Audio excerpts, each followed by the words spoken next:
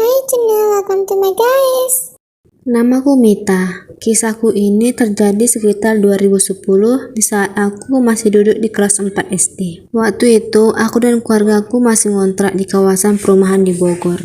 Hari itu di rumah hanya ada aku dan ayahku, sedangkan ibu dan abangku pergi ke rumah nenek dan menginap beberapa hari di sana. Malam harinya, pas aku dan ayahku sedang santai menonton TV, tiba-tiba lampu mati. Ternyata malam ini ada pemadaman, entah karena ada perbaikan, aku pun nggak tahu. Nggak ada pemberitahuan sebelumnya, jadi kami belum ada prepare sama sekali. Setengah jam kemudian tiba-tiba ada yang mengetuk pintu rumahku. Pas ayah buka, ternyata tetanggaku, sebut aja namanya Pak Amin, datang dengan keadaan ngos-ngosan. Dia bilang bahwa Firda, anaknya Ibu Yani, sedang kesurupan. For your information ya guys, ayah Mita ini memang dikenal suka membantu orang-orang yang kesurupan, ketempelan, dan hal-hal gaib lah. Akhirnya, Mita, ayahnya, dan Pak Amin pergi ke rumah Ibu Yani. Memang pada saat itu keadaan di sepanjang jalan menuju rumah Ibu Yani sangat gelap. Hanya ada cahaya bulan dan senter yang kami bawa. Selama kami di jalan, entah mengapa aku merasa hawanya sangat beda.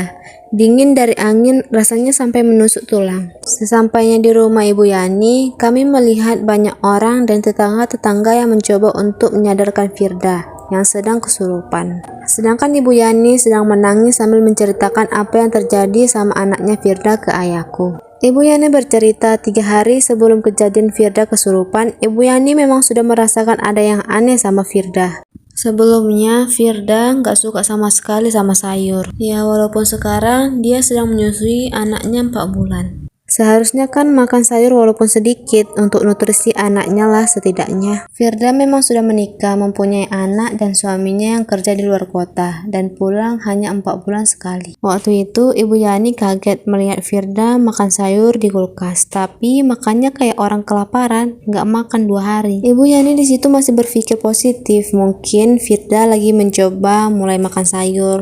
Di hari berikutnya, Ibu Yani semakin sering mendengar Firda seperti ngomong sama orang. Tetapi waktu dicek kamarnya nggak ada siapa-siapa. Sorenya, pas Ibu Yani sedang di dapur masak, dia mendengar tujuannya anaknya Firda nangis. Ibu Yani sambil berteriak memanggil Firda untuk mengasih tahu anaknya menangis. Firda hanya menjawab, Iya, mungkin dia lapar, Mah. Ibu Yani bilang, Coba lihat dulu anakmu, tangan mama kotor, lagi masak nih. Firda nggak jawab apa-apa lagi. Nggak berapa lama, Ibu Yani melihat dari ekor matanya ada siluet putih berwujud badan seperti orang masuk ke kamar anaknya Firda. Pas orang itu masuk, anaknya Firda langsung berhenti menangis. Dan saat bersamaan itu pula, Ibu Yani mencium aroma bunga kemboja. Ibu Yani tidak berpikir yang aneh-aneh pada saat itu. Dia berpikir yang masuk ke kamar itu Firda. Saat sedang fokus masak, tiba-tiba Firda datang menghampiri Ibu Yani dengan keadaan pakai jaket dan helm, seperti orang habis pulang dari luar. Firda bilang dia habis keluar membeli pampers untuk anaknya. Ibu Yani kaget dong dan bingung. Terus yang tadi ke kamar Firda siapa? Ibu Yani langsung ke kamar melihat cucunya yang sedang tidur. Dia lega dan memilih untuk tidak menceritakan kejadian itu ke Firda. Malam harinya anak Firda kembali menangis. Dan tiba-tiba anaknya muntah, bukan muntah gumo bayi pada umumnya. Dia memuntahkan cairan warna hijau pekat. Ibu Yani dan Firda panik, langsung membawa anaknya ke tetangga yang kebetulan berprofesi sebagai dokter. Setelah diperiksa ternyata nggak ada apa-apa, tapi si dokter ini berpesan, sesampainya di rumah nanti, coba deh sholat dan berdoa. Siapa tahu si dedeknya bisa lebih tenang. Ya udah, mereka kembali pulang dan Ibu Yani melakukan sholat seperti yang dikatakan dokter tadi. Bener aja dong, selesai sholat cucunya kembali tenang dan gak rewel lagi.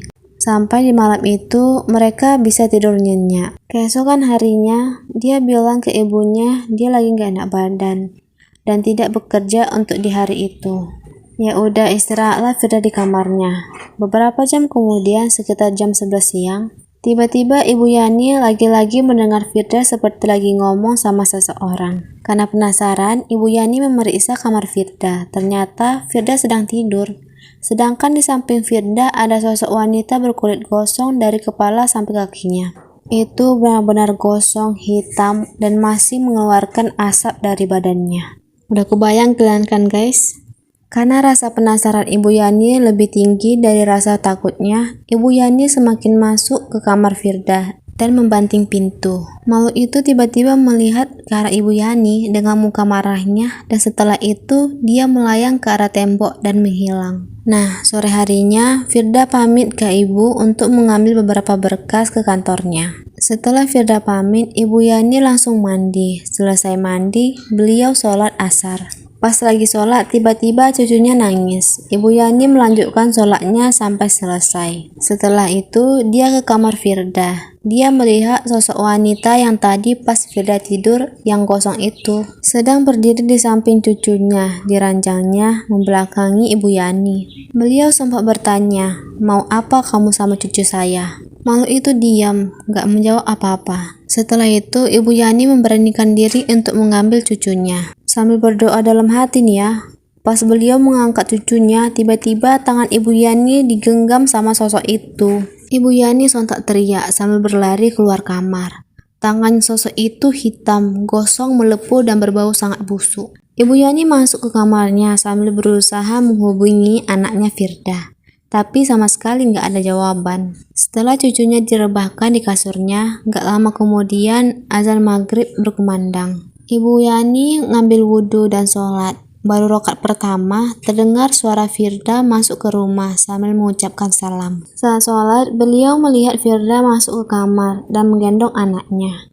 Habis sholat, beliau menghampiri Firda yang berada di dekat pintu belakang dapur sambil menggendong anaknya. Firda bilang ke ibunya, ada tamu mengucapkan salam dari arah pintu belakang. Ibu Yani penasaran dong dan membuka pintu, hendak melihat siapa yang dimaksud Firda. Karena di belakang rumah hanya terdapat sawah dan belum pernah ada tamu yang datang dari pintu belakang rumah. Ibunya sudah ngecek, ternyata nggak ada siapa-siapa. Setelah pintu ditutup, Ibu Yani menyuruh Firda untuk sholat maghrib. Tapi lagi-lagi Firda bilang ada yang mengetuk pintu dan mengucapkan salam. Tapi ibunya nggak mendengar apa-apa. Bahkan suara ketukan pun dia tidak dengar. Lagi-lagi Ibu Yani hendak membuka pintu belakang. Di situ perasaan beliau udah nggak enak. Kali ini dia mengintip dari lubang kunci. Di situ Ibu Yani hanya melihat warna merah. Tapi dia nggak tahu warna merah itu apa. Nggak lama warna merah itu bergerak menjauh. Ternyata warna merah itu mata. Ibu Yani kaget dan langsung menarik Firda mau keluar rumah. Tapi pas tangannya ditarik, Firda tertawa dan bilang, Jangan ribut, anakku lagi tidur. Spontan beliau ambil cucunya dari Firda yang lagi kesurupan dan lari keluar rumah sambil meminta pertolongan. Ibu Yani ke rumah tetangganya Pak Amin. Pak Amin meminta bantuan ke tetangga-tetangga lainnya untuk ikut ke rumah Ibu Yani, ngecek keadaan Firda. Disitulah lampu mulai padam. Dengan senter dan Petromax, mereka masuk ke rumah Ibu Yani. Mereka semua melihat Firda di dapur sedang memakan cabai banyak banget.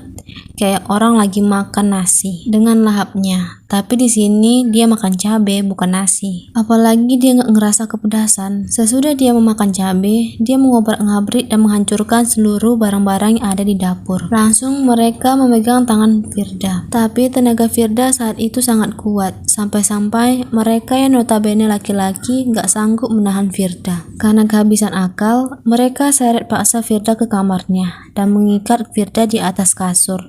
Dan mereka mengunci kamarnya. Barulah Pak Amin datang meminta pertolongan ke ayahnya Mita. Setelah mendengar penjelasan Ibu Yani, ayahku mengatakan bahwa sosok yang memasuki Firda sepertinya punya energi negatif yang besar. Dan ayahku akan mencoba membantu mereka sebisanya. Ayahku menelpon temannya untuk meminta bantuan dan menyuruhnya datang. Pak Aji mensetujuinya. Sekitar jam 7 lewat, Pak Aji sampai. Belum sempat Ibu Yani bercerita, Pak Aji mengatakan bahwa dia sudah mengetahui apa yang terjadi. Saat Pak Aji dan ayahku serta 3 warga lainnya masuk ke kamar Firda, mereka melihat Firda sedang tidur di ranjangnya dengan posisi tangan dan badannya masih diikat. Bajunya berdarah-darah karena goresan-goresan di tangannya dan badannya. Saat mereka mendekat, tiba-tiba Firda terbangun, melotot dan matanya putih semua. Pak Aji tiba-tiba bilang, Santi, kenapa kamu mengganggu anak ini? Kata makhluk itu, aku mau anak bayi dari perempuan ini. Sewaktu azan maghrib, dia sering membiarkan anaknya tidur di kasur sendirian. Dan dia tidak melaksanakan ibadah sesuai agamanya. Pak Aji menjawab, Alammu dan dia serta bayinya sudah berbeda. Kau tidak berhak mengambil bayi itu dari ibunya. Keluar kau. Makhluk itu hanya menjawab, Mati. Berulang-ulang, Pak Aji dan ayahku berdoa dan mencoba mengeluarkan makhluk itu dari tubuh Firda. Firda pingsan dan akhirnya makhluk itu keluar. Setelah proses yang lumayan memakan tenaga, Pak Aji dan ayahku keluar kamar menuju Ibu Yani. Pak Aji menyampaikan bahwa makhluk itu menginginkan bayi dari Firda, karena makhluk itu menganggap Firda tidak mampu merawat dan menjaga bayinya dengan baik. Pak Aji menceritakan kisah hidup dulunya sosok yang bernama Santi ini. Jadi gini guys ceritanya. Si Santi ini dulunya sering mendapatkan perlakuan yang tidak adil dari orang-orang di sekitar semasa hidupnya. Pernah sewaktu-waktu dia diperkosa oleh adik suaminya. Pada saat kejadian itu dia sedang mengandung. Sedangkan ya, suaminya itu sedang kerja di luar kota.